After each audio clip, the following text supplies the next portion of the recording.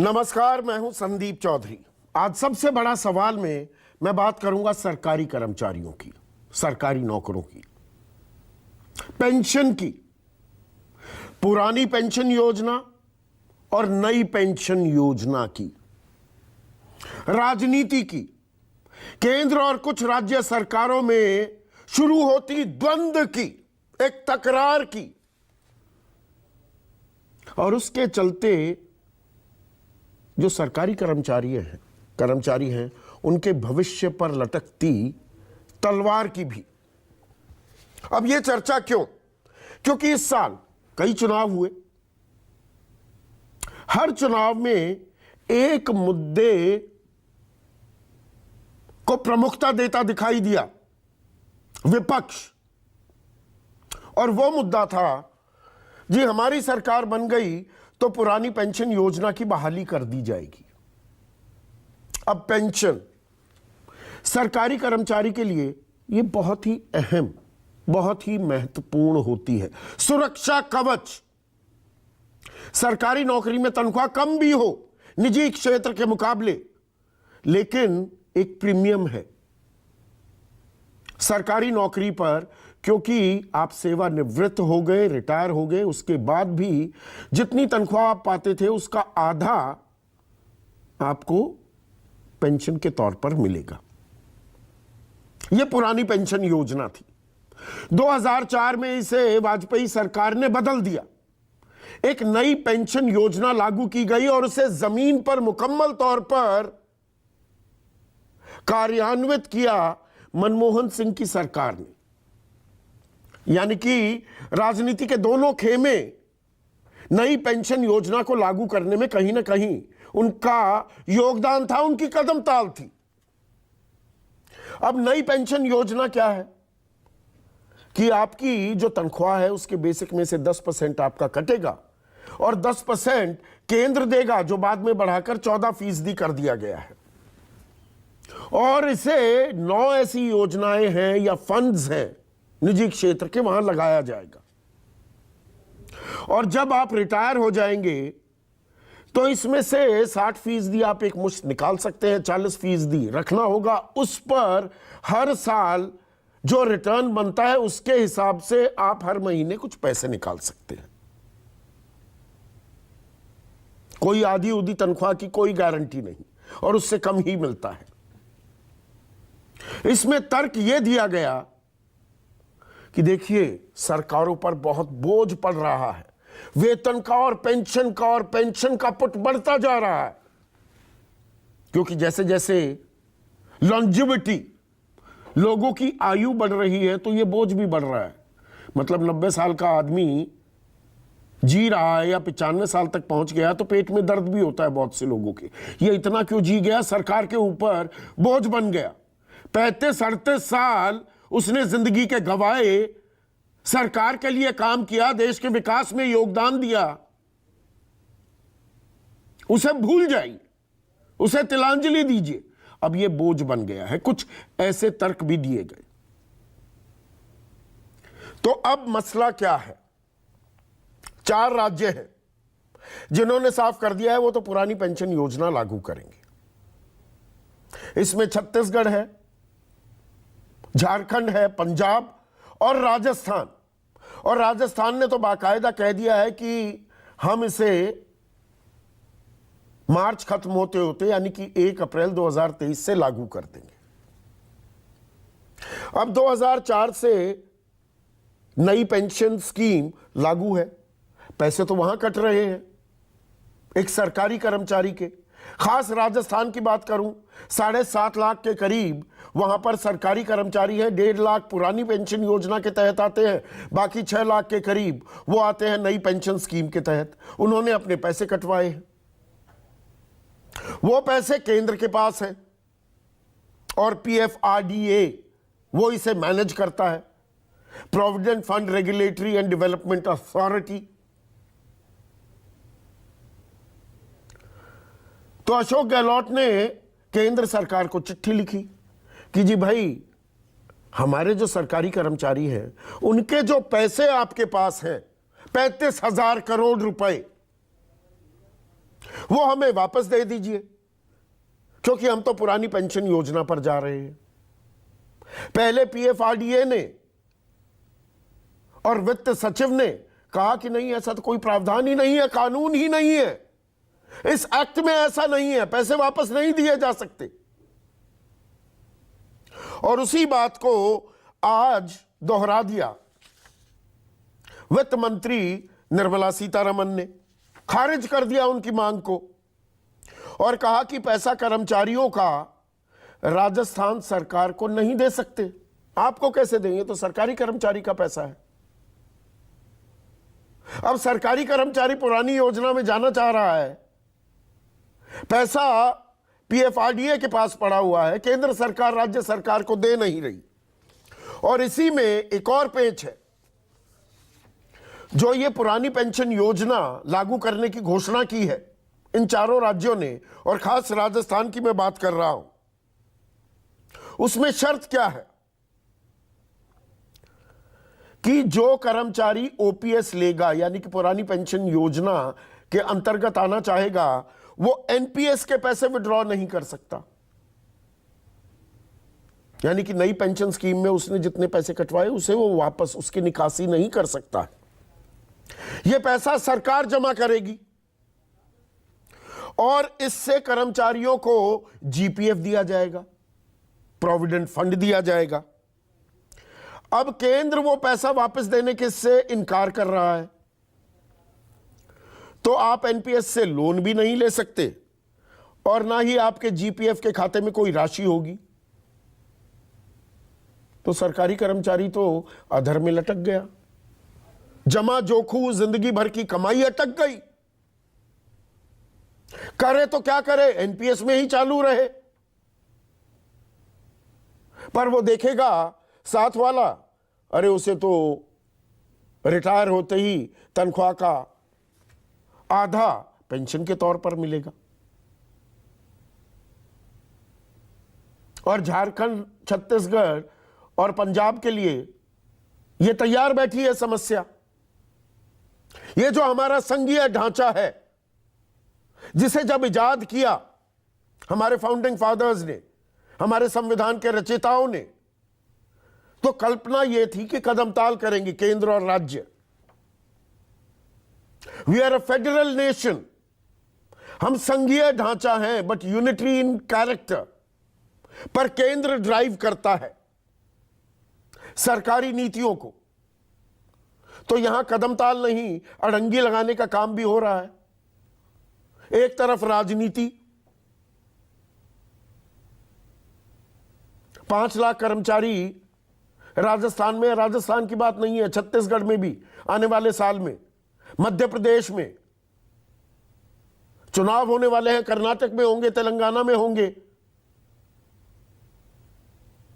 यहां पर 1.25 करोड़ से ज्यादा सरकारी कर्मचारी हैं और 5 आदमियों का परिवार लगाया जाए, 5-6 करोड़ मतदाता हो जाते हैं। कुल मिलाकर पुरानी पेंशन स्कीम जो है उसकी गूंज 15 करोड़ मतदाताओं तक पहुंचती दिखाई देगी, अखिल भारतीय स्तर पर बात करें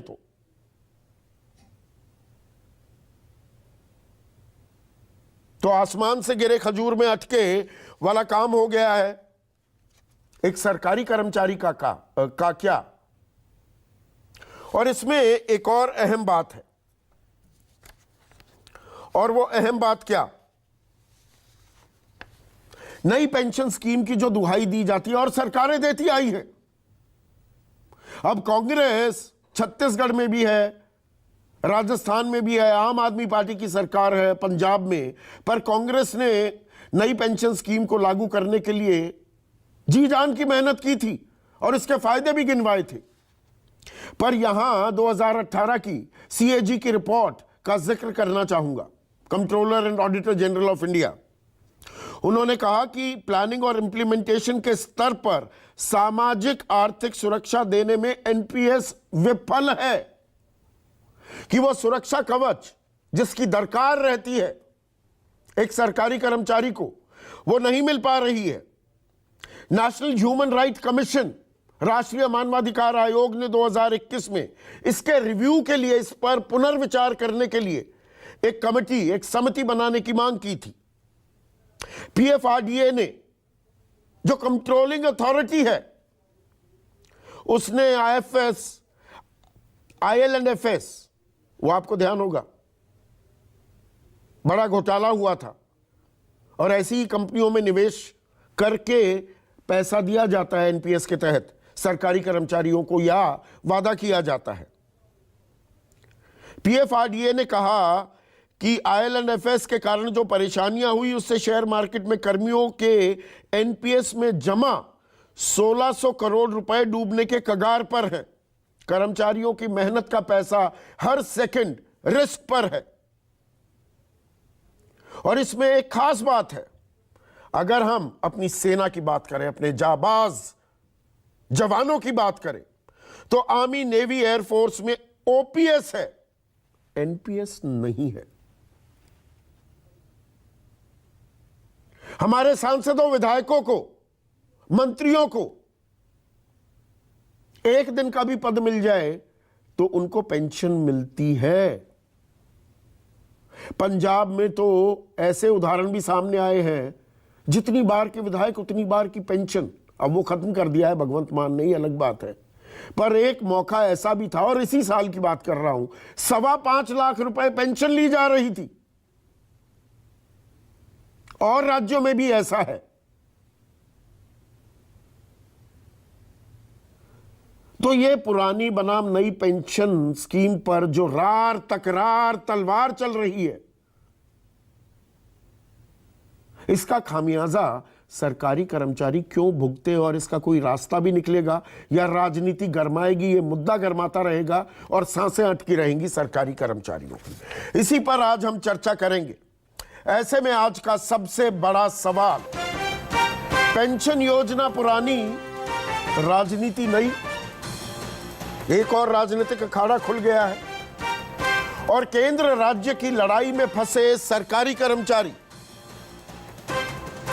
चर्चा में मेरे साथ बीजेपी के राष्ट्रीय प्रवक्ता, अर्थव्यवस्था को भली भांति ट्रैक करते हैं, समझते भी हैं, परखते भी हैं, गोपाल अग्रवाल। कांग्रेस के राष्ट्रीय प्रवक्ता, आंकड़े और आंकड़ों के ये जादूगर हैं, अभय दुबे। रीना गुप्ता राष्ट्रीय प्रवक्ता हैं आम आदमी पार्टी की, ये भी ओपीएस लागू करने का मन बना चुके हैं पंजाब में। देश के जाने माने अर्थशास्त्री प्रोफेसर संतोष मेहरोत्रा और बीजेडी यानी कि बीजू जनता दल के राज्यसभा सांसद अमर पटनायक मेरे साथ जुड़ चुके हैं। और अमर पटनायक नौकरशाह भी रह चुके हैं, अकाउंट्स और ऑडिट सर्विसेज से जुड़े थे। तो अमर, चर्चा आपसे ही शुरू कर रहा हूं। यह राजनीति तो हो रही है, कहीं कानून का हवाला दिया जा रहा है, पीएफआरडीए कुछ कह रहा है, वित्त सचिव के बाद वित्त मंत्री ने कह दिया एनपीएस के पैसे तो नहीं मिलने वाले। उधर राजस्थान सरकार कह रही है हम ओपीएस लागू करने जा रहे हैं, पर जो ओपीएस में शामिल होना चाहेगा एनपीएस के पैसे नहीं निकाल सकेगा, उससे तो आपको जीपीएफ देंगे, पर वो पैसा केंद्र दे नहीं रही। यह सरकारी कर्मचारी इस मकर जाल में फंस गया है क्या? देखिए संदीप जी, जब एनपीएस आया ओपीएस की जगह पे, तो केंद्र सरकार के लिए एनपीएस लागू किया था, केंद्र सरकार कर्मचारियों के लिए केंद्र सरकार ने लागू किया, और जितने राज्य सरकारों हैं वो राज्य सरकार के ऊपर तो थोपा नहीं किया, राज्य सरकारों ने भी सेपरेटली उसको एक्सेप्ट करके उनके एम्प्लॉयज के लिए पीएफआरडीए में एनपीएस का जो सिस्टम है उसको लागू किया। अभी पीएफआरडीए एक फंड है, उसमें जो पैसा डिपॉजिट कर रहे हैं वो गवर्नमेंट अकाउंट के बाहर चला गया है, और उसी से जो आपका है कि आप जो कह रहे हैं कि वो एम्प्लॉयज को पेंशन जितना पहले मिलता था आधा पैसा उससे कम मिलेगा, ये भी बात नहीं है, वो मार्केट के हिसाब से होगा। लेकिन एम्प्लॉयज को भी ऑप्शन है कि आप बैलेंस फॉलो कर सकते हैं, कि आप इक्विटी में ज्यादा दे सकते हैं, उसका ऑप्शन दिया हुआ है। लेकिन अभी जो मुद्दा ये है कि जो लोग ओपीएस में जाना चाहते हैं उनको एनपीएस का पैसा तो नहीं दिया जा सकता, क्योंकि एनपीएस ऑलरेडी गवर्नमेंट अकाउंट के बाहर चला गया है, और वो फिर consolidated fund of the state को कैसे आएगा, किस हेड ऑफ अकाउंट में आएगा, मुझे समझ में नहीं आ रहा है जो भी मांग रहे हैं। दूसरा चीज ये है कि जब एनपीएस आया ओपीएस से, इसका क्या क्या क्यों किया गया।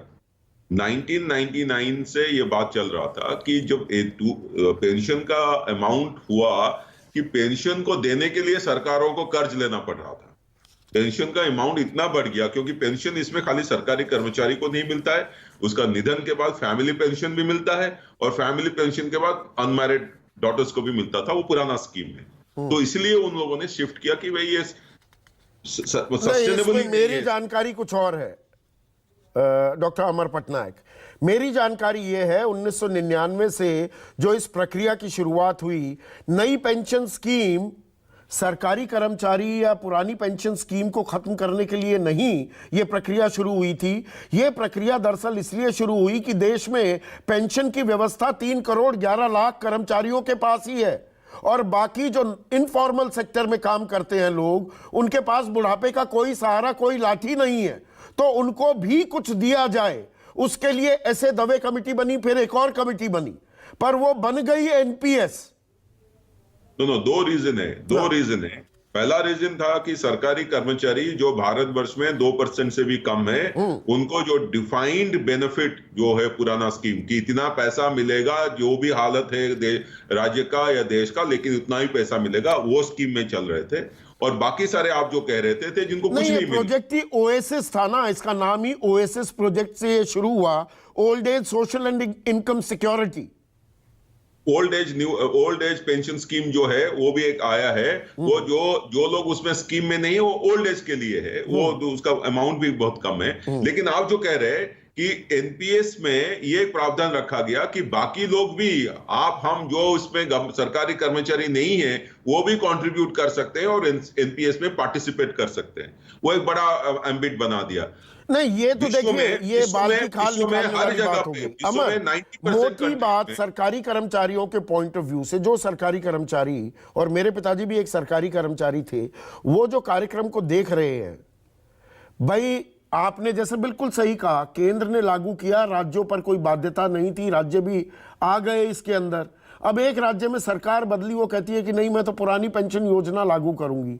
सरकारी कर्मचारी के मन में लड्डू फूटता है कि नहीं जी, मेरे को तो आधी तनख्वाह दे दो, जितनी मेरी मिलती थी उसकी आधी पेंशन के तौर पर दे दो, मैं उसमें जाना चाह रहा हूं, पर मेरा पैसा जहां वो अटका हुआ है वो वापस आ नहीं पा रहा है, तो मैं क्या करूंगा इस लड़ाई में? नहीं, ये तो राजनीतिक लड़ाई में सरकारी कर्मचारी बलि का बकरा बन गया। जो ओपीएस स्कीम में अभी जो नया ओपीएस स्कीम लागू होगा, सपोज किसी ने इसी में पार्टिसिपेट करेगा, उसका तो फ्रेश माना जाएगा। पुराने एनपीएस में जो पैसा है उसको नहीं मिल सकता है, लेकिन उससे सेपरेट स्ट्रीम, उसने जो पैसा इन्वेस्ट किया है उसको वहां से जितना रिटर्न मिलना चाहिए वो मिलता रहेगा, वो अलग है। लेकिन उसको स्टेट गवर्नमेंट लेके यूज करेगा फॉर जीपीएफ के लिए, वो हो ही नहीं सकता, बिकॉज वो तो ऑलरेडी चला गया है गवर्नमेंट अकाउंट के बाहर। नहीं, राज्य सरकार ने ये शर्त भी तो लगा दी कि आप पुरानी पेंशन योजना में आएंगे तो एनपीएस का पैसा नहीं निकाल पाएंगे, वो हमारे पास आएगा, उससे हम जीपीएफ देंगे। वो गलत है, बिकॉज एनपीएस का पैसा जो दिया हुआ है, उन्होंने एम्प्लॉय का अपना पैसा है, सरकार ने पैसा दिया हुआ है और उसने इन्वेस्टमेंट पैटर्न बता चुका है, उसमें जो स्ट्रीम आएगा वो उसको मिलता जाएगा। आप जैसे म्यूचुअल फंड में डालते हैं, आपको कोई मना करता है? कानून तो ये सरकार तो कहती है कानून बदलने में माहिर है। कानून स्टेट गवर्नमेंट कह रहा है कि हमारे पास आम आदमी की सहूलियत के लिए होता है, या कानून की दुहाई देकर जी हम पैसा नहीं दे सकते? सरकारी कर्मचारी मैंने आपको बताया 2% है, वो आम आदमी नहीं है। लेकिन मैं ये कहना चाहता हूं कि ये भी सिचुएशन ना बने जहां पे डेट जीडीपी, राजस्थान में 62% है डेट जीडीपी रेशियो। आप देखिएगा 5 साल के बाद पेंशन, जो ओरिजिनल पेंशन देने के लिए भी पैसा नहीं होगा, तब क्या करेंगे? छत्तीसगढ़ में तो वो हाल नहीं है। छत्तीसगढ़ में वही है सब। डेट जीएसडीपी रेशियो छत्तीसगढ़ की काफी ठीक है, अलग अलग राज्यों की अलग अलग स्थिति है। 99 में स्ट्रक्चरल एडजस्टमेंट लोन जब गवर्नमेंट ऑफ इंडिया लेने लगे, स्टेट गवर्नमेंट्स को लेने लगे, क्योंकि सबका हालत खराब था, वर्ल्ड बैंक का ये था, तब ये कंडीशन किया गया था कि हर विश्व के हर जगह पे अभी कहीं भी डिफाइंड बेनिफिट नहीं है, ये डिफाइंड कंट्रीब्यूशन का है और नहीं, उससे राज्यों की माली हालत की बात करते हैं तो फिर तो केंद्र की भी माली हालत की बात करनी पड़ेगी। 85 लाख करोड़ रुपए कर्ज लिया है तो केंद्र भी कल कहने लगे कि हम ये योजना हम तो नहीं कर पाएंगे जी। नहीं कर रहा है, केंद्र ओपीएस नहीं कर रहा है, और कोई भी केंद्र आके बताए बाद में कि हम करेंगे तो उनको भुगतना पड़ेगा। अभय दुबे, राजनीति और वोटों के चक्कर में सरकारी कर्मचारी को मोहरा बनाया जा रहा है क्या? आप बना रहे हैं उसे मोहरा? हाँ, देखिए, पहली बात तो देश को ये साफ हो जानी चाहिए कि पेंशन जो है वो 7 शेड्यूल में स्टेट लिस्ट के 42 नंबर पर है, राज्य से सिंचित निधि से दी जाने वाली पेंशन। तो ये राज्यों का अधिकार था और ऐसा नहीं था कि सारे ही राज्यों ने 1 अप्रैल 2004 से इसको त्याग दिया था। मेघालय, मिजोरम, नागालैंड में 2010 तक ये चली, केरला में 2013 तक ये चली, छत्तीसगढ़ में 2012 तक चली और पश्चिम बंगाल में अभी भी लागू है ओल्ड पेंशन स्कीम। अब सवाल ये उठता है कि अमर पटनायक जी का स्वाभाविक है, क्योंकि ब्यूरोक्रेट भी रहे हैं वो, उनका दृष्टिकोण उस नजरिए से भी है और उनकी सरकार की अभिरुचि नहीं होगी ओपीएस में, इसलिए भी शायद उनका ये दृष्टिकोण है।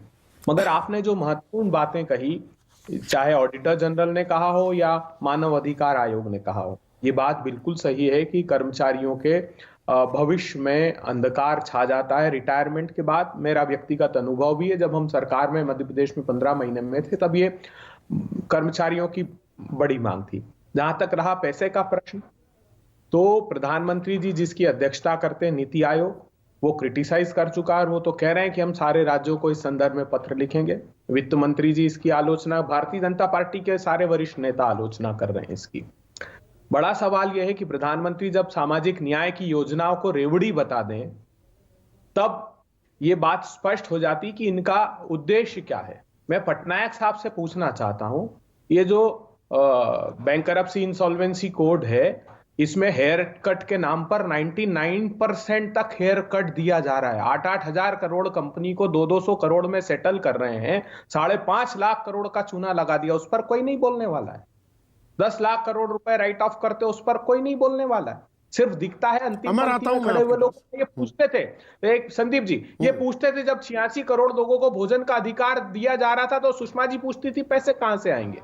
जब हम जमीन के मुआवजे का समाधान ढूंढ कर लाए 100 वर्षों बाद किसानों की, तो बोले 4 गुना मुआवजा देने के लिए पैसा कहां से रहेगा। जब हम न्याय योजना की बात कर रहे थे कि अंतिम पंक्ति में खड़े हुए 20 करोड़ लोगों को 6,000 रुपए महीना देना चाहिए, तो ये पूछते थे पैसा कहां से आएगा। लेकिन वो जो हवाई जहाज में बिठाकर विदेश भगा दिया, उनसे नहीं पूछने का साहस जुटाया। अतीत में जा रहे हैं ना अभय दुबे, अतीत में, और मैंने शुरुआत में ही कहा, योजना लागू की वाजपेयी सरकार ने, मुकम्मल तौर पर कार्यान्वित की आपकी सरकार ने, यूपीए की सरकार, मनमोहन सिंह की सरकार।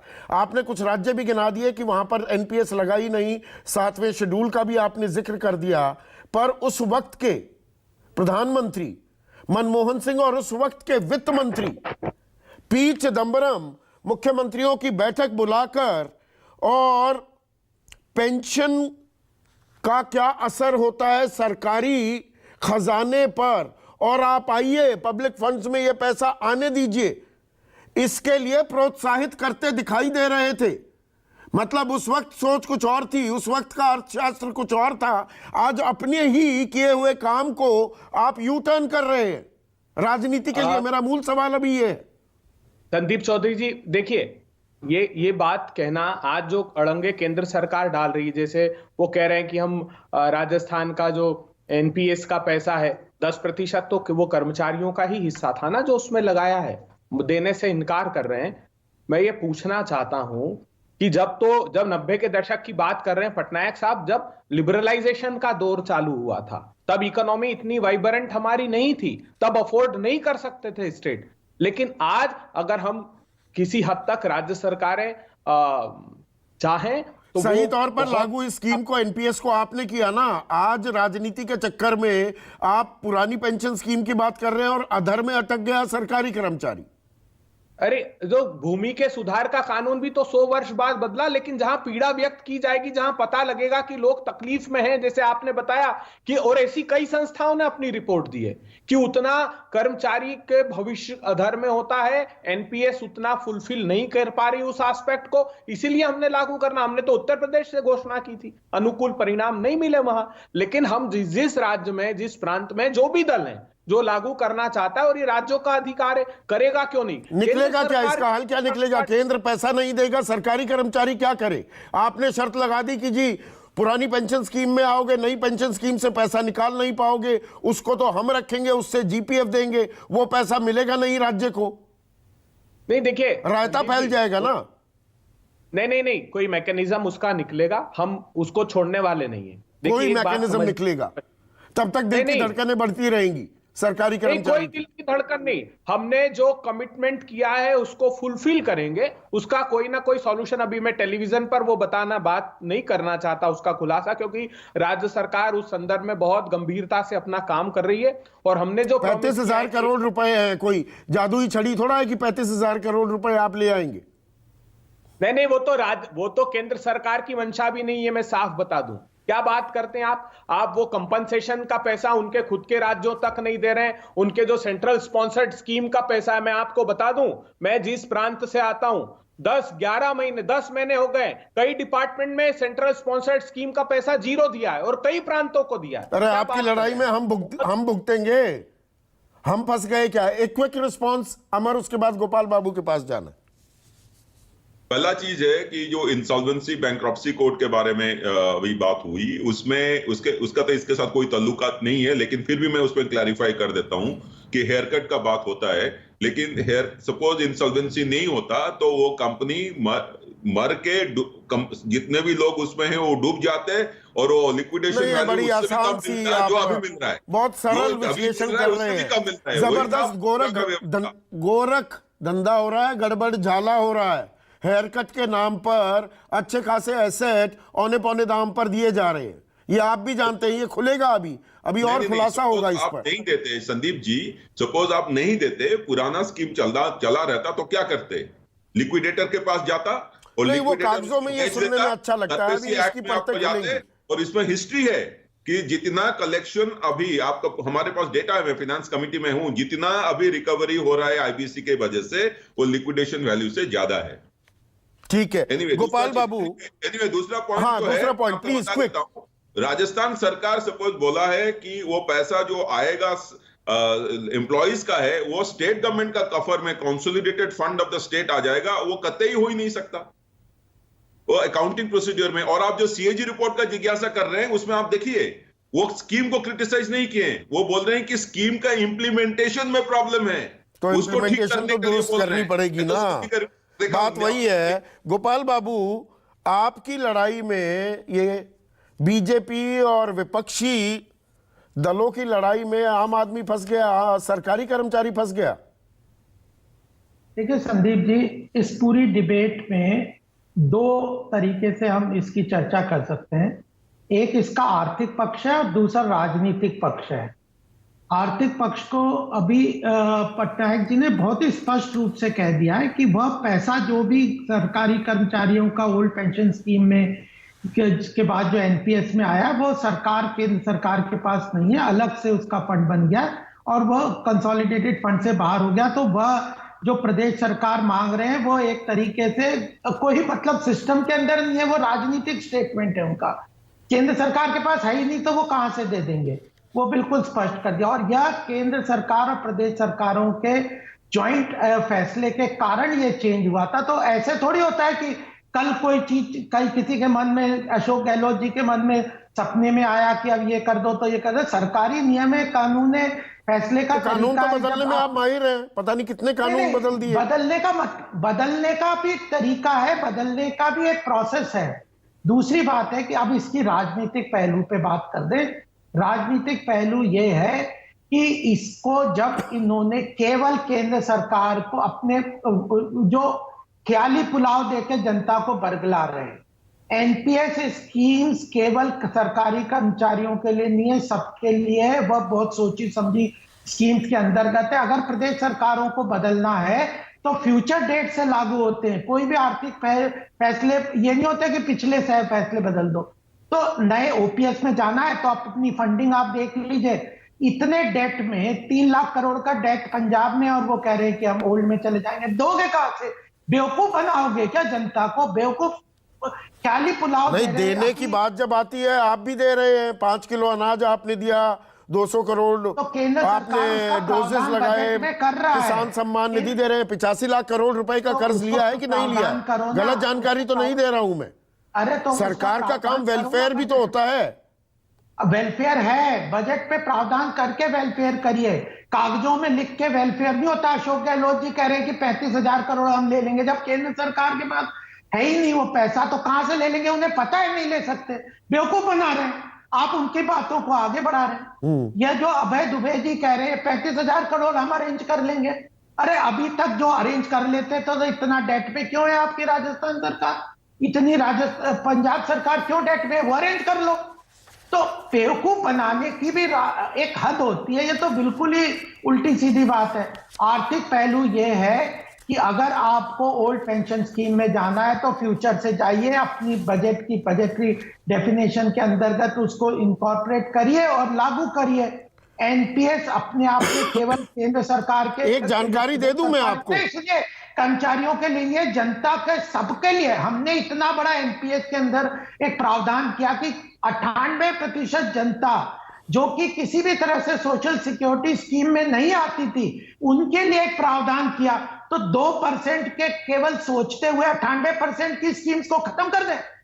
अरे वो तो गोपाल बाबू एक जानकारी दे दूं दर्शकों को, ये देना, आपने राज्यों पर ठीकरा फोड़ा, विपक्षी राज्यों पर। 98% की भी तो बात करिए ना। गोपाल भाई, 98% जो आम जनता है उसकी सोशल सिक्योरिटी को क्यों नहीं आप ख्याल कर रहे? आपने कह दिया ना ये पॉइंट, मैंने बीच में टोका थोड़ा, सुनिए ना। हाँ, तो आप बताइए कि वो से रिटेरेट करिए कि 98% जनसंख्या को पेंशन के सोशल सिक्योरिटी स्कीम में लाने का एक महत्वपूर्ण पहलू है, जिसको ये लाने का किसको मिल रही है? 98%। 98% आप कहने लग जाते हैं। किसको पेंशन मिल रही है 98% लोगों को? ये सोशल सिक्योरिटी स्कीम में मिलेगा ना? मिलेगा, ये मिलेगा। बहुत भारी भरकम शब्द है। तो मिलेगी तो कब नॉर्मल तेल होगा, कब राधा नाचेगी? सुनिए ना गोपाल भाई, अरे गोपाल भाई सुनिए ना, देखिए धारा प्रवाह बोले जा रहे हैं। कौन सी आज मिल रही है?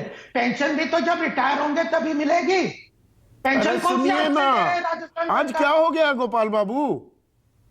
तो आप घालमेल मत करो ना। मैं कोई घालमेल नहीं करता, रुकिए तो। अरे hold your horses for a while. मुस्कुराते हुए देखिए, आप अच्छे लगते हैं। हम कोई यहाँ पर जमीन का बंटवारा थोड़ा कर रहे हैं, एक चर्चा है, कुछ निकले उससे। आपने राज्यों की वित्तीय हालत का जिक्र किया कि भाई कर्जा इतना चढ़ा हुआ है। अब जो सरकारें, राज्य सरकारें खुद जो राजस्व कमाती हैं, उनका खुद का रेवेन्यू और उसका कितना प्रतिशत है पेंशन का भार, यह आंकड़ा थोड़ा सा आपको भी बता दूं, दर्शकों से साझा कर लूं। ये केवल असम, सुनिए, अब देखिए फिर बोलने लगे, साझा नहीं करने दे रहे। का आप लगा के 98% को भूल जा रहे हैं। अरे सुनिए, कौन भूल रहा है? आपने कह दी ना वो बात, या 98% की बात 98 बार कहेंगे, उसके बाद मुझे बोलने देंगे। सुनिए ना, असम में ये भार है 40%। बिहार, जहां पर आप ही की सरकार थी अभी 4 महीने पहले तक, यह है 59%। हिमाचल प्रदेश, जहां आपकी सरकार थी, वहां पर है लगभग 80%, 79.93%।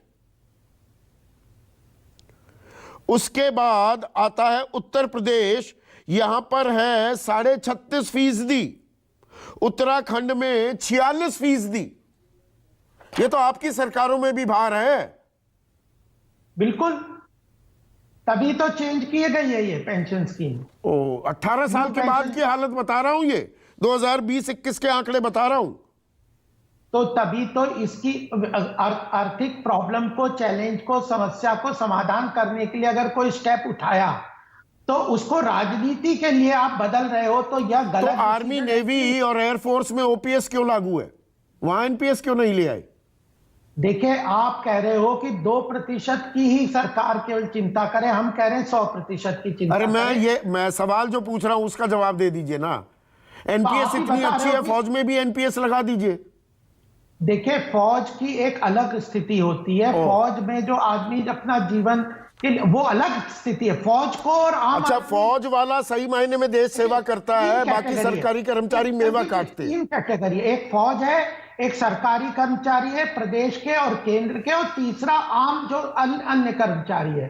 सरकार को सामूहिकता से सोचना पड़ेगा, सबकी अलग अलग परिस्थिति है, जो सबके हित में हो सकता है। एक वर्ग को दिक्कत हो रही है और दूसरे को सरकार को फौज सामूहिकता में से सोच ओपीएस और जो ये जितने सांसद विधायक राजनीतिक जमात जो ये 5.25 लाख हाँ, तो रुपए आप की भी इनको पेंशन कहिए, कोई ले इनको भी रहा हटाना था, चाहिए। वहां भी ओपीएस चलेगा। सरकारी नहीं, आप कर्मचारी के लिए नहीं, एनपीएस लाएंगे और आप- कहेंगे आप- कोई आप- लगा भी रहा है ओपीएस, पैसा नहीं देंगे। अब तो ये पैसा गया जी, हमारे खाते में ही नहीं है। नहीं, तो ये पैसा गया नहीं, उनके खाते में कर्मचारियों को मिलेगा, सरकार के पास नहीं है। केंद्र सरकार को पैसा थोड़ी खाते में चला गया सर, वो उनके अपने खाते में। आज आप म्यूचुअल फंड में पैसा लगाते हैं 10,000 रुपए, तो वो आपका खाता है। ये थोड़ी कि जिस कंपनी में म्यूचुअल फंड वो कहेगी मैं ये निकाल के गोपाल का निकाल के संदीप जी को तो उसे म्यूचुअल फंड को बीच में मैं तोड़ सकता हूं ना, लेना चाहूं तो ले सकता हूं। हाँ, तो आप वो एनपीएस के स्कीम में जो चाहेगा तो वो विड्रॉ कर सकता है। वो जो एनपीएस का मेंबर है, मैं खुद भी एनपीएस का हूं, मैं चाहूं तो अपने एनपीएस में विड्रॉ कर सकता हूं। तो उसी चेंज भी कर सकता उसी हूं। का सरलीकरण केंद्र और राज्य के सामंजस्य कोऑर्डिनेशन के साथ क्यों नहीं होता दिख रहा है रीना गुप्ता। ये एक और बखेड़ा। आम आदमी तो सरकारी कर्मचारी ये कार्यक्रम देखते हुए अपना सिर खुजला रहा होगा कि मैं कहां फंसा और क्यों फंस गया, और आप लोगों के चक्कर में फंस रहा है वो। देखिए संदीप जी, ये पूरे डिस्कशन से ये तो क्लियर हो गया है कि इस देश में पैसे की कोई कमी नहीं है, सिर्फ नियत की कमी है। अगर भारतीय जनता पार्टी के पास पैसे की कमी होती तो जो अपने पूंजीपति दोस्तों का इन्होंने कर्जा माफ किया है वो ये ना करते। अब आप ये कह रहे हैं कि सरकारी कर्मचारी जो अपनी जिंदगी के 25-30 साल इस देश को आगे बढ़ाने के लिए लगाते हैं और उनको जब वो रिटायर हो रहे हैं, आप कह रहे हैं कि हम आपको पेंशन नहीं दे सकते क्योंकि हमारे पास पैसा नहीं है।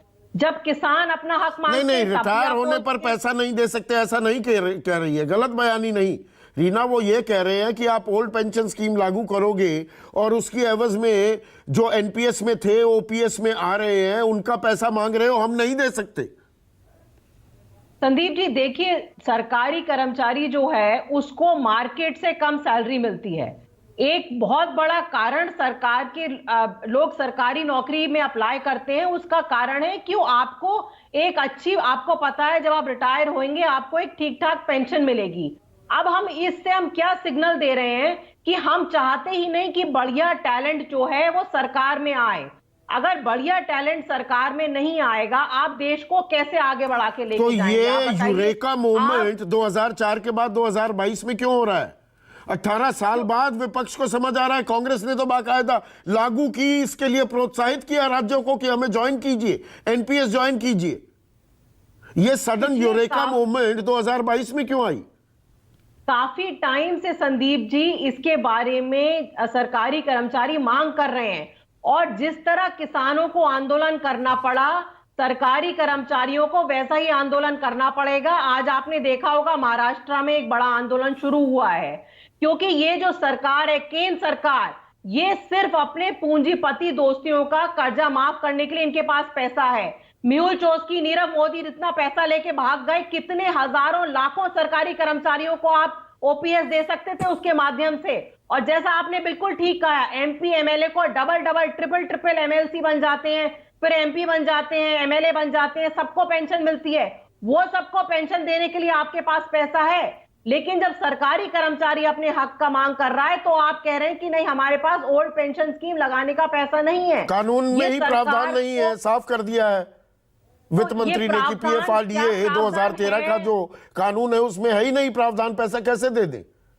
कानून कौन बदलेगा? कानून तो केंद्र सरकार जब चाहती है तब बदल देती है, जब इनकी मर्जी होती है तब कानून बदल देती है।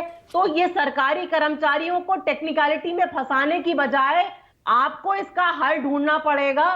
सरकारी कर्मचारी बहुत परेशान है। मैं कितने ऐसे कर्मचारियों से मिल चुकी हूँ संदीप जी। पर सरकार ने जो अपना रुख साफ किया है, पंजाब सरकार अब ये जोखिम उठा पाएगी? आप कैसे लागू करेंगे?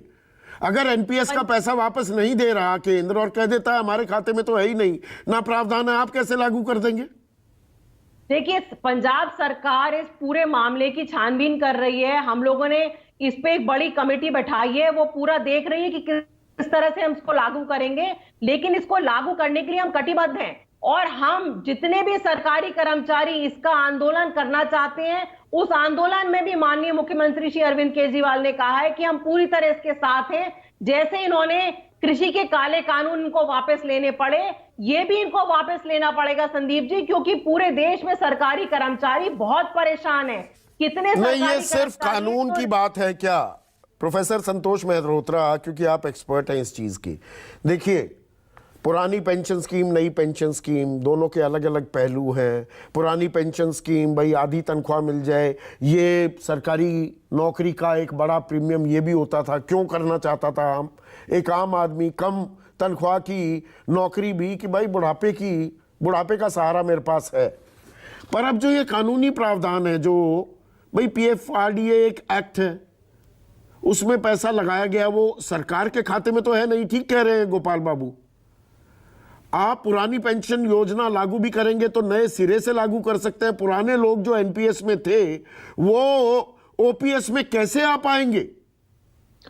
ये मतलब घल्लू घारा घाल दिया है कि मैं बड़ा पंजाबी सा शब्द इस्तेमाल कर रहा हूं। जी, आपने बहुत ही अच्छे ढंग से अपने सवाल किए हैं। मैं उसी पे थोड़ी सी और इलैबोरेट करता हूं कि पुराने जो लोग जिनको उनको अगर एनपीएस में हैं तो उनको आप वापस ओपीएस में ले जाएंगे तो इसका कोई फायदा नहीं होगा। उसमें अगर लाएंगे भी आप तो करना वही पड़ेगा जो एक पटनायक साहब कह रहे थे कि आपको एनपीएस में जो मिलना था वो तो धीमे धीमे करके मिलेगा, मगर अगर आप पेंशन देना शुरू करेंगे तो वो पेंशन कम होगी, क्योंकि आप दोनों हाथ से तो नहीं बटोर सकते हैं ना। तो एक तो पहली बात तो ये मैं साफ कर देना चाहता हूं। ये बातें साफ कोई मुझे लगता नहीं कि राज्य सरकार कर रही है।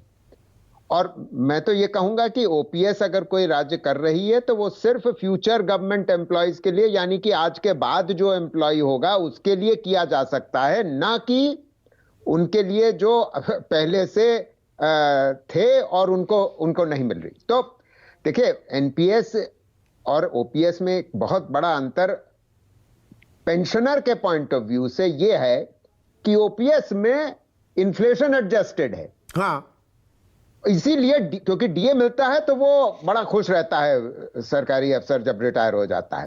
एनपीएस में ऐसा नहीं, मगर सरकारी अफसर ये भूल जाता है जो एनपीएस में है कि भाई अगर वो market determined rate of return है तो वो भी इन्फ्लेशन के संग ऊपर बढ़ रहा है। मगर ये इसे समझाने से इससे फायदा नहीं होगा। पॉइंट यहां पर यह है कि अगर ओपीएस कोई राज्य लागू कर रहा है तो उसको सिर्फ फ्यूचर गवर्नमेंट एम्प्लॉयज, यानी कि आज के बाद जो एम्प्लॉय आएगा उस पे लागू करेंगे, और जो अभी तक गवर्नमेंट एम्प्लॉय है वो एनपीएस में अगर वो 2004 से उसमें एक सवाल का जवाब दीजिएगा। देखिए, सरकारी कर्मचारी की दिलचस्पी किस बात में होगी? उसका तो असल उसकी वो तोते की जान कहां अटकी होती है, सरकारी कर्मचारी का दिल कहां अटका हुआ है। मैं फर्ज कीजिए आज की तारीख में 55 साल का हूं या 50 का हूं या 45 साल का हूं। 55 पहले पकड़ लेते हैं, 3 साल बाद मैं रिटायर होना हूं, मैं ओपीएस में आ जाता हूं तो मेरी लास्ट ड्रॉन सैलरी का आधा मुझे पेंशन में दे देगा कोई ओपीएस में? अगर ओपीएस में राज्य सरकार ओपीएस लागू कर देती है तो लास्ट ड्रॉन पेंशन मिल जाती है, मगर अभी तक तो आप एनपीएस के अंतर्गत थे ना।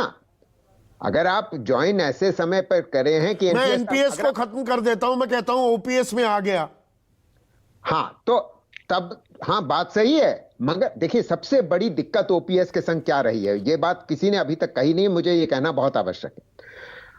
आज की तारीख में अगर prime ministers economic advisory council के सदस्य ये कह रहे हैं कि ये फ्यूचर जनरेशंस पे एक भार है, तो वो इसलिए एक भार है क्योंकि पिछली सरकारें, चाहे वो किसी भी पार्टी की रही हो, सारी सरकारों ने इसको एक फंड द्वारा पेंशन को फंड नहीं किया ओपीएस को, और जिसकी वजह से हो ये रहा है कि करंट टैक्स रेवेन्यू से पैसा जा रहा है। जब करंट टैक्स रेवेन्यू से पैसा जाएगा तो सरकार को किल्लत महसूस होगी, सरकार को पैसे की कमी महसूस होगी।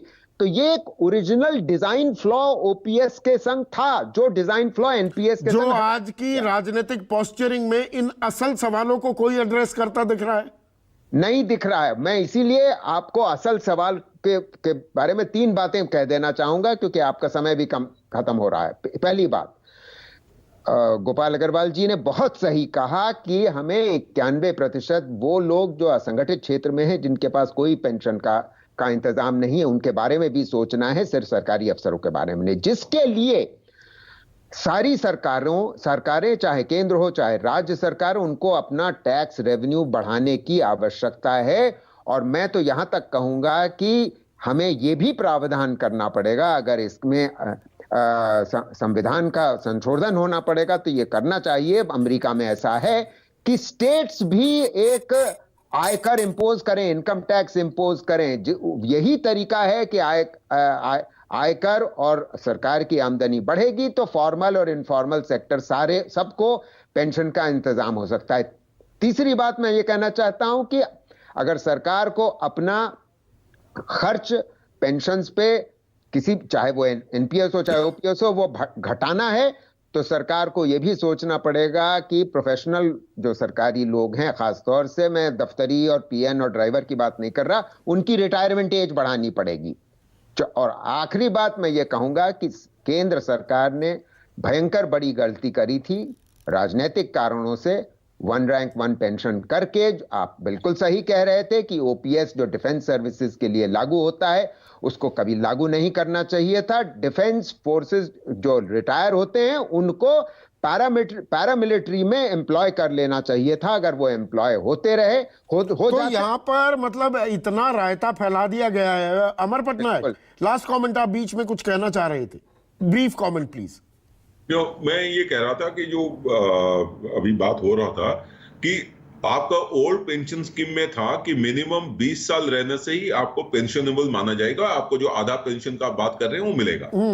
सपोज स्टेट गवर्नमेंट अभी रूल कर देगा कि नहीं, आप 1 साल भी 1 दिन करेंगे भी तो आधा मिलेगा, तो स्टेट गवर्नमेंट का फाइनेंशियल पोजीशन ऐसा है, दे सकता है तो देना चाहिए। लेकिन मैं ये कहूंगा कि वो हो ही नहीं सकता, इसलिए क्योंकि अभी जो डेट पोजीशन है, आप देखिए, कोई ऋण लेके पेंशन पेमेंट करे तो फ्यूचर जेनरेशन के ऊपर जो टैक्स पड़ रहा है बिकॉज ऑफ दिस रूल, तो अब करंट जनरेशन को पेंशन देने के लिए मेरे ख्याल में इसके ऊपर इसी संदर्भ से इस नैरेटिव को सोचना चाहिए। अबे दुबे, इन तमाम बातें, ये कुछ आज अहम सवाल उठे हैं और सार्थक एक चर्चा हुई है। क्या इन सवालों के जवाब देना सत्ता पक्ष की भी और आपकी भी, और आप सत्ता में हैं राजस्थान में, क्या इन सवालों के जवाब नहीं देने चाहिए? वरना दिल की धड़कनें बढ़ी रहेंगी सरकारी कर्मचारी की। हमने प्रतिबद्धता प्रदर्शित की है। कांग्रेस शासित राज्यों में हम हर हाल में इस योजना को लागू करके रहेंगे। समूचे देश की जनता, और ये भ्रम फैलाना कि एनपीएस का दायरा मत क्यों खत्म करे ना, एनपीएस केंद्र सरकार, कौन इनकार कर रहा है, लेकिन जो राज्य सरकार का संवैधानिक अधिकार है वो उसका पालन कर रही है। दूसरी बड़ी बात कि बीते 8 सालों में, 15 साल से अगर एनपीएस में हूं, मैं ओपीएस में आऊं कैसे? मेरे जो 15 साल के पैसे हैं वो कहां जाएंगे? अबे दुबे, मैंने कहा कि सफलतापूर्वक हम उसके मैकेनिज्म की तरफ बढ़ रहे हैं, आपको भविष्य में देखने को मिलेगा। दूसरी बात, 8 साल में जीवन आजीविका इतनी महंगी कर दी मोदी सरकार ने कि एनपीएस के द्वारा केंद्रीय कर्मचारियों का ये आजीविका उतनी नहीं वो मानते जितना कि ओपीएस में मानते हैं। इसलिए सारे लोग चाहते हैं कि ओपीएस, सारे प्रांतों में ओपीएस और केंद्र में ओपीएस हो। ये आप किसी कर्मचारी से बात करके देखिए। ठीक है गोपाल बाबू, सरकारी कर्मचारी पेंशन बढ़ा रही है, उसकी टेंशन, ये टेंशन दूर हो पाएगी क्या? कोई हम सार्थक चर्चा देखेंगे, कोई वार्तालाप देखेंगे?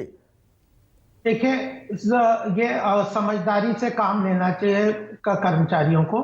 इतना सोच समझ के अगर सरकार ने, कई सरकारों ने, प्रदेश ने, सभी पार्टी के लोगों ने डिसीजन लिया था, तो अब राज्य सरकारों से मेरी इतनी वजह कि अपनी व्यक्तिगत पार्टी के राजनीतिक लाभ के लिए कर्मचारियों को राजनीति तो लाभ के लिए ही करते हैं, आप अपने लाभ ढूंढते हैं मुद्दों के जरिए, वो अपने मुद्दे ढूंढ रहे हैं, लेकिन क्या आम आदमी का असमंजस और बढ़ रहा है। और मैंने शुरुआत में भी कहा था, ये 2024 तक आप देखिएगा पेंशन की गूंज और ये पेंशन की टेंशन बरकरार रहने वाली है, लेकिन सवालों के जवाब मिलेंगे क्या, इसका हमें इंतजार है।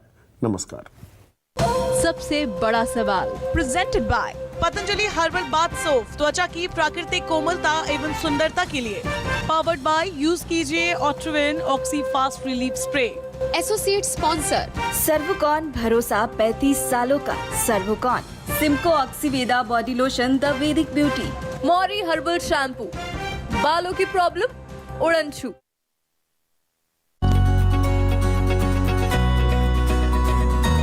मेरी हुई तेरी हर आरज़ू, मुश्किल राहों पे मैं साथ हूँ, और मंजिल पे ये राह जब पहुँच जाए, सपने मेरे भी पूरे हो जाए।